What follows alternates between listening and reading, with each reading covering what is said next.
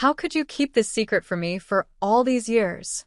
How could you conceal this truth when my mother has passed away and I'll never get the chance to speak with her about it?" I screamed, my voice trembling with emotion as I fixed my gaze on him. My father remained motionless in the driver's position, his fingers clenched around the steering wheel so tightly his knuckles had turned white. He attempted to say something but found himself speechless. We sat in our vehicle on a deserted street, with only the motor's low rumble cutting through the thick silence between us. My breathing was labored as I struggled to comprehend the revelation he had just shared. It seemed as though the foundation of my world had collapsed beneath me. "I'm Hannah, and I've just reached my 18th birthday. This day was meant to be joyful, perhaps even marking a new beginning. Instead, I found myself in a car with my father, discovering secrets I never imagined existed.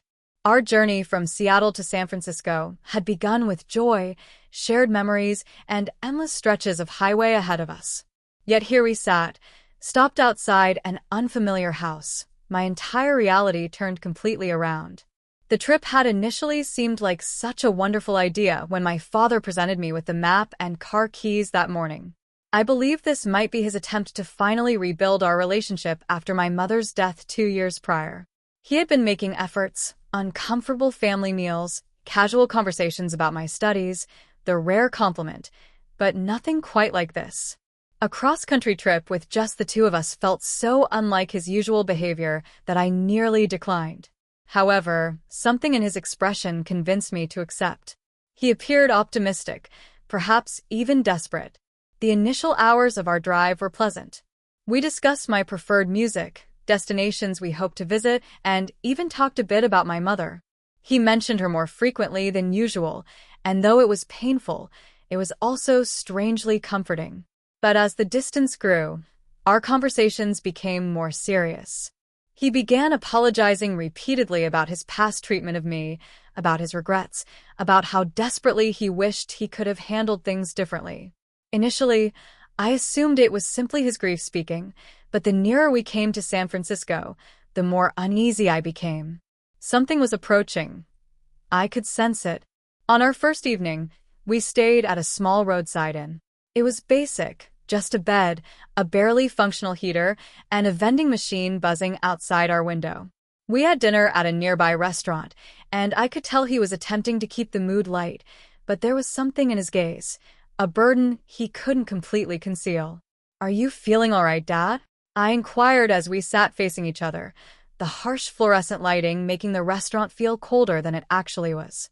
He paused, his fork suspended midway to his mouth. "Yes," he replied, but his tone contradicted his words. He cleared his throat and managed a smile. "Just exhausted, that's all. It's been a lengthy day." I acknowledged with a nod, but internally I didn't believe him. There was something he wasn't sharing with me, and it was beginning to feel like this trip was more than simply a birthday celebration. As we returned to the motel, I noticed him looking at me several times, as if he wanted to speak but couldn't find the right words. I didn't pressure him, not yet. Back in our room, I removed my shoes and sat on the bed's edge, watching as Dad took off his jacket and draped it over a chair's back. The quiet stretched between us, interrupted only by the heater's faint humming. Finally, I couldn't bear it any longer. "Dad," I said, my voice gentler this time, "why do I sense there's something you're not sharing with me?" He froze, his back turned to me, and let out a deep sigh. "Now isn't the appropriate time, Hannah," he said, shaking his head. "We'll discuss it when we reach San Francisco." He faced me, his expression showing both hesitation and what appeared to be fear. "Why can't we talk now?" I insisted. "We're here, just the two of us. If there's something you need to say, then say it." He rubbed his face with his hands, settling heavily into the chair. "It's complex," he finally admitted. "I've made errors, Hannah. Serious ones. Things I regret, things I cannot undo." He looked up at me, his eyes filled with something I couldn't identify. "Your mother always knew how to repair things, how to improve situations. I didn't. And when she was gone, I didn't know how to become what you needed."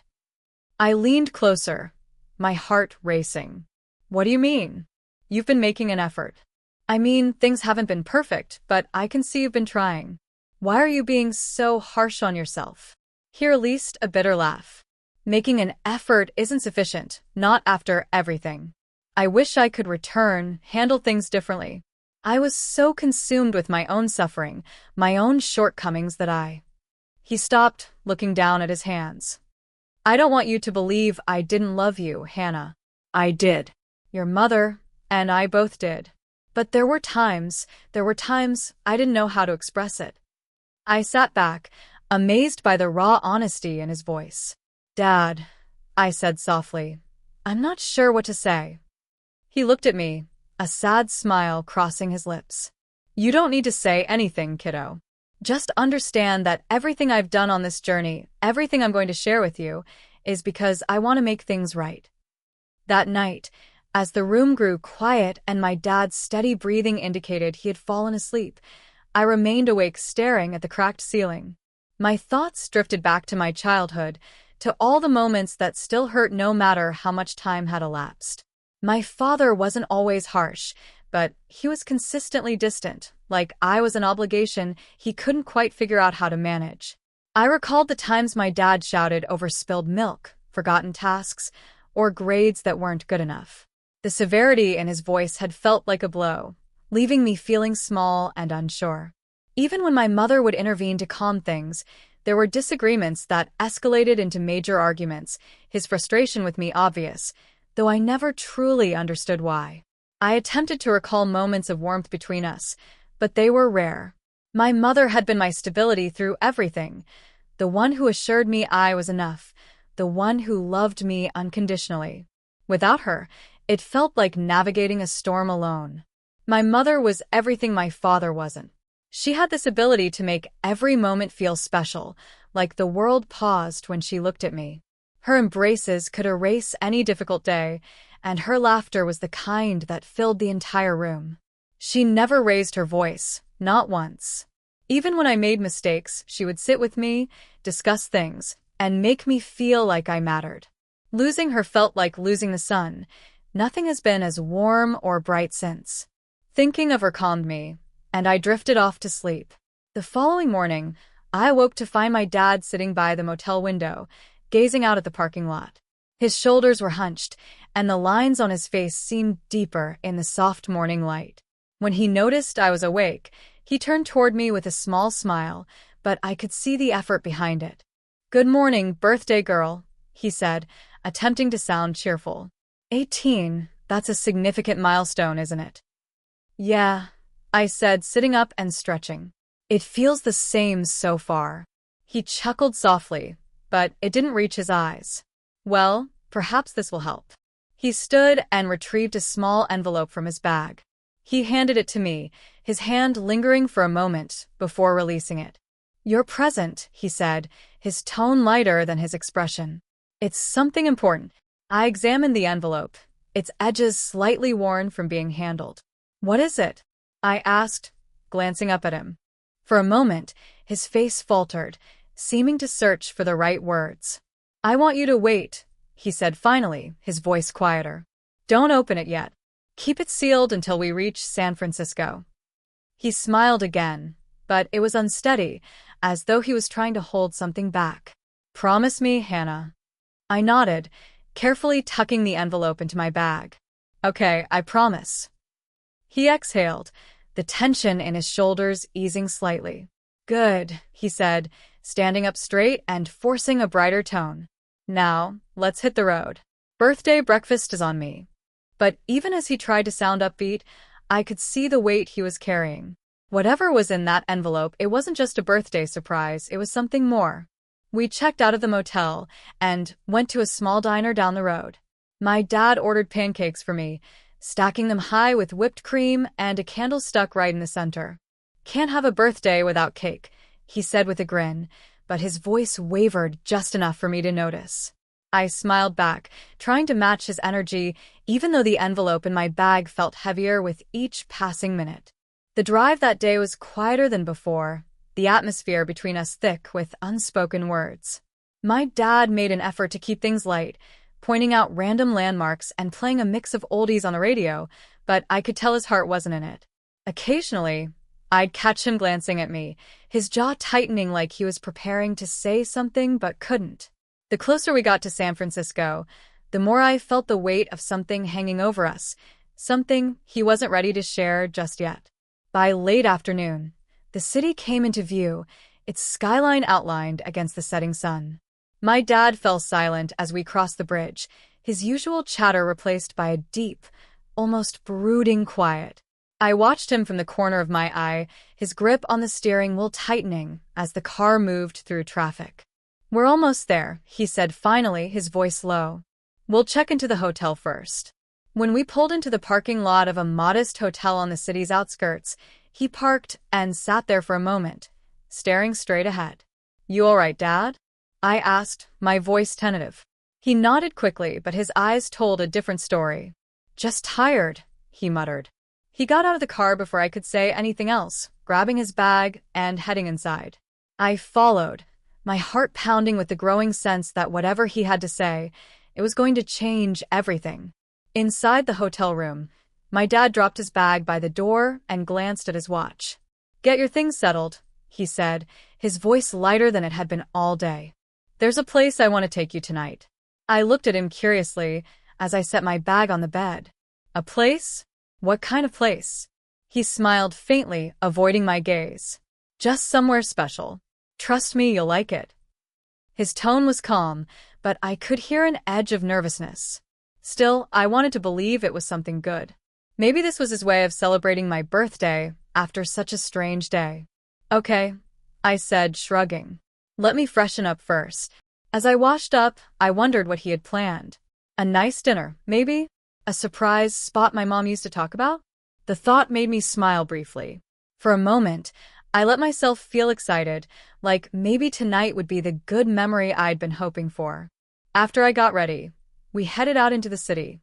The streets were alive with energy, neon signs flickering against the dusk, and the hum of conversations and traffic filled the air. My dad was quiet as he drove, navigating through unfamiliar roads with a focused expression. "So," I said, trying to lighten the mood, "are you going to tell me where we're going, or is this part of the surprise?" He glanced at me briefly, a faint smile tugging at the corner of his mouth. "It's a surprise," he said, his tone softer than usual. "Just sit back and enjoy the ride." I leaned against the window, watching the city blur past us. For a moment, I let myself believe this was a good thing, that he'd planned something special for me. A restaurant, a landmark, maybe even a memory tied to my mom.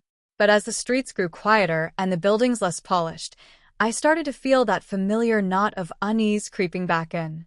We eventually turned onto a narrow, dimly lit street lined with small, worn-down houses. My dad slowed the car, his eyes scanning the numbers on the faded mailboxes. "Here we are," he said softly, pulling over in front of a modest, weathered home with chipped paint and a sagging porch. The engine quieted as he turned it off, and for a moment, the silence in the car was deafening. I frowned, glancing around. "This is it?" I asked, my voice tinged with confusion. "What are we doing here?" I had been expecting a restaurant, a park, something joyful to mark the day, not this. My dad didn't answer right away. He just stared at the house, his fingers gripping the steering wheel tightly again. "I need to tell you something, Hannah," he said finally, his voice trembling, "and it's not going to be easy." My chest tightened as I looked back at him. "What is it, Dad?" I asked cautiously. "You're scaring me." He let out a shaky breath, finally releasing his grip on the steering wheel. "Hannah," he began, his voice low and unsteady, "there's something I've been holding on to for a long time. Something I should have told you before now." He paused, running a hand through his graying hair. "You know, after your mom died, I thought about telling you 100 times.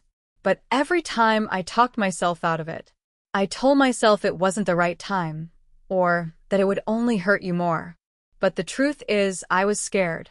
Scared of how you'd look at me after I told you. Scared of what it would mean for us." I stayed silent, my throat tightening as I watched him wrestle with his words. He continued, his voice breaking. "You've probably wondered why I wasn't always the best dad to you. Why I was so distant when you were little. why it felt like I was always angry or disappointed. And I hated myself for that, Hannah. I really did. Because none of it was your fault, not a single bit of it. He took another deep breath, gripping the steering wheel like it was the only thing keeping him grounded. When your mom and I got married, we wanted kids so badly. She talked about it all the time, about what our family would look like, about how much love we had to give. But we couldn't. I couldn't. And that broke something in me. I felt like less of a man, less of a husband, because I couldn't give her the one thing she wanted most. I didn't handle it well. I became bitter, angry, and I shut her out when I should have leaned on her. He glanced at me briefly, his eyes glassy. But your mom, she was strong.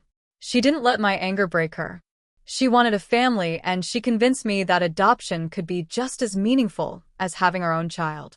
She was right, of course. She always was. But I couldn't see it that way at first. I was too wrapped up in my own shame to embrace what we had. His voice wavered, and he looked down at his hands. When we brought you home, I wanted to be the dad you deserved. I really did. But every time I looked at you, I saw my own failure. I saw everything I couldn't give your mom. And instead of facing that, instead of working through it, I took it out on you. I put distance between us because I thought it would protect you from me. But all it did was hurt you.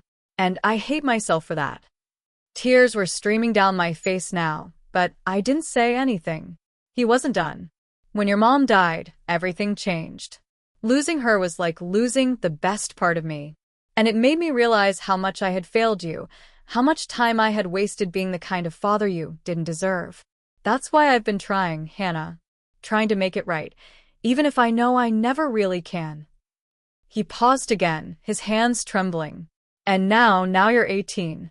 Your mom and I always agreed that when you turn 18, we would tell you the truth. But after she died, I didn't know how to do it on my own. I didn't know if I could find the words, if I could face the questions you'd have. But you deserve to know. You need to know.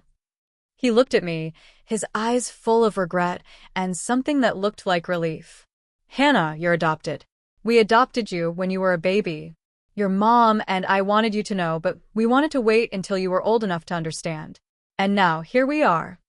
I sat there, frozen, the words echoing in my head. Adopted. It was as if the world had tilted on its axis, and I was left trying to find my balance. I opened my mouth to speak, but no words came out. My dad didn't move, his hands still trembling as they rested on the wheel. Hannah, he said softly, his voice breaking the silence, I know this is a lot. I know it's not fair to drop this on you like this. But I couldn't keep it from you anymore. The car felt suffocating, the air thick with everything he had just said. I couldn't look at him. I couldn't do anything but stare at the house in front of us, the chipped paint, the overgrown lawn. It all blurred as tears filled my eyes.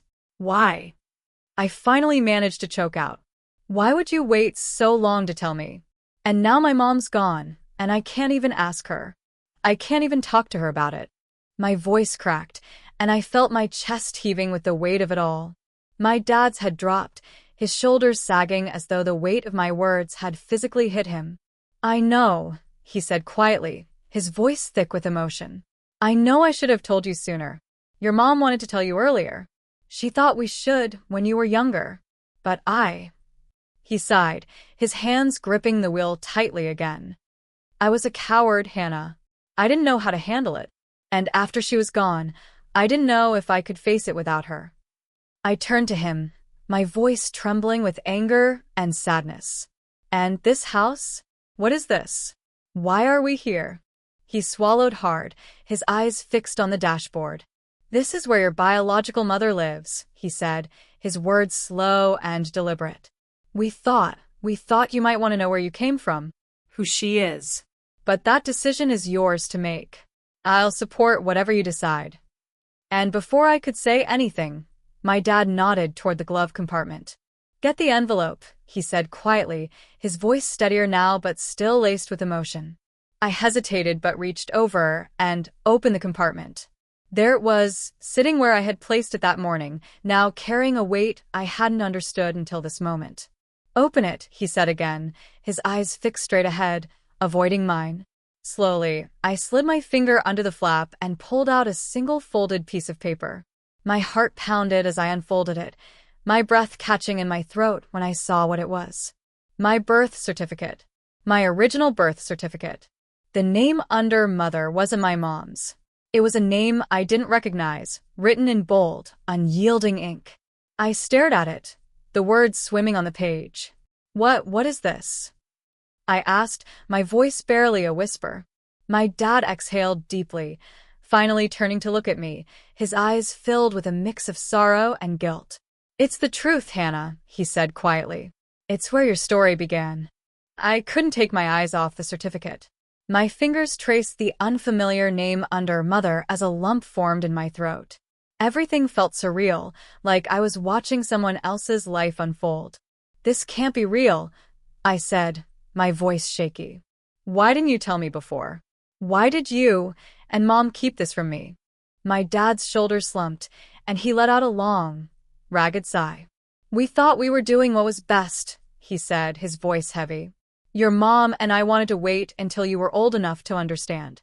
But time kept slipping away, and then she was gone, and I didn't know how to tell you on my own. I thought I'd lose you, Hannah. I was afraid you'd hate me for keeping it from you." As I sat there trying to process the words on the birth certificate, something caught my eye. There was movement inside the house.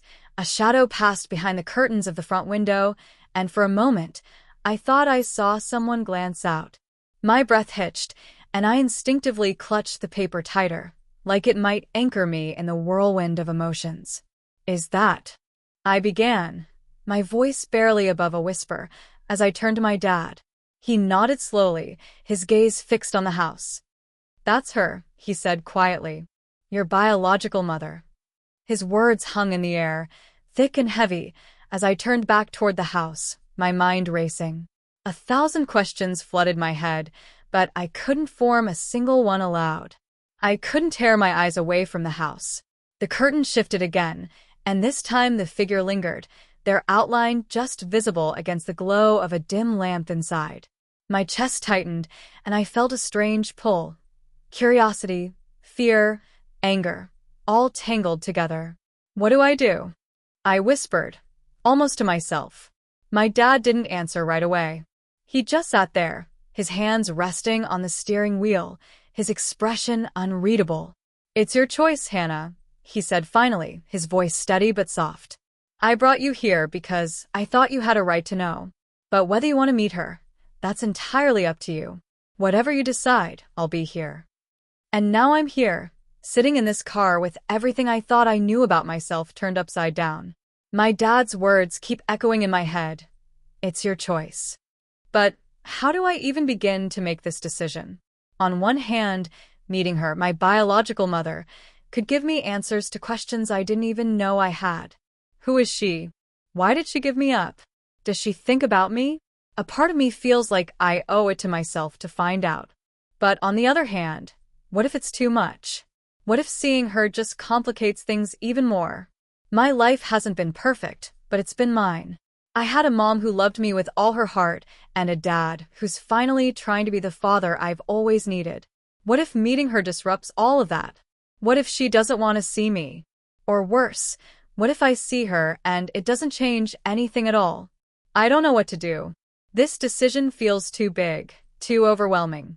And I can't help but wonder if I'm ready to face whatever comes next. And that's why I'm asking you, what would you do in my situation?